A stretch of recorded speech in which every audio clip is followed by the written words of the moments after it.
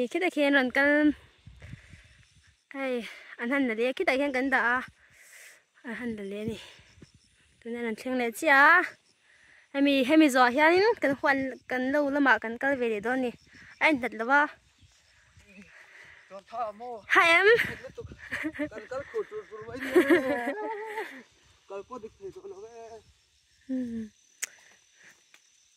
thì hiền thọc tàu tông à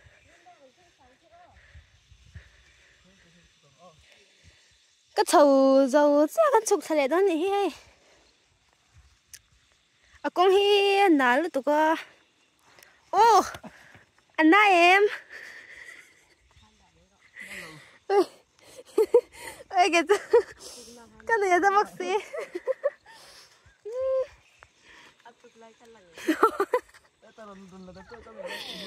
người tê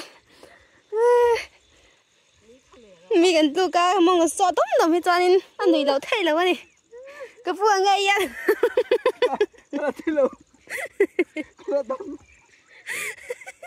ui cái này sao ít tận luôn anh biết cái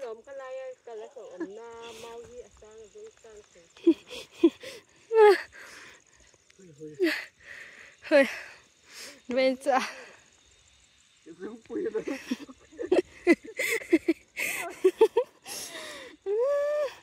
có được nó biết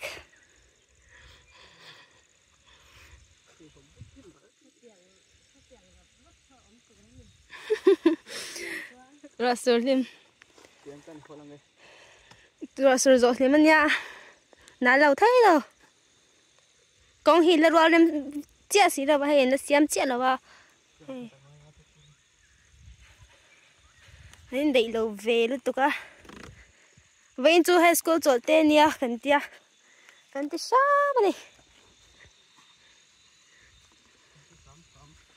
thì sao nó chọn anh mà hi nó thấy bác sĩ đâu dậy tôi có thể ui kia phụ cho cái tật tự tự kia cười tự tự rồi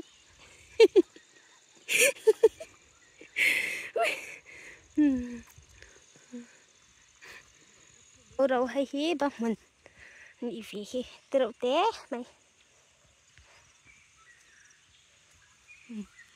trở về xinh xinh tổ lực tục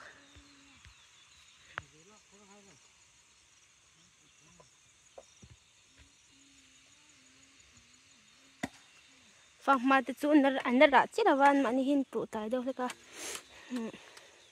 kia nào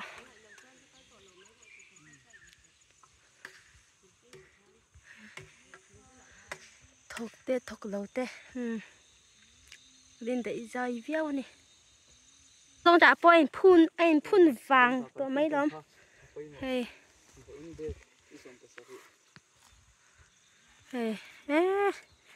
ai đã khun số tôi to tục có không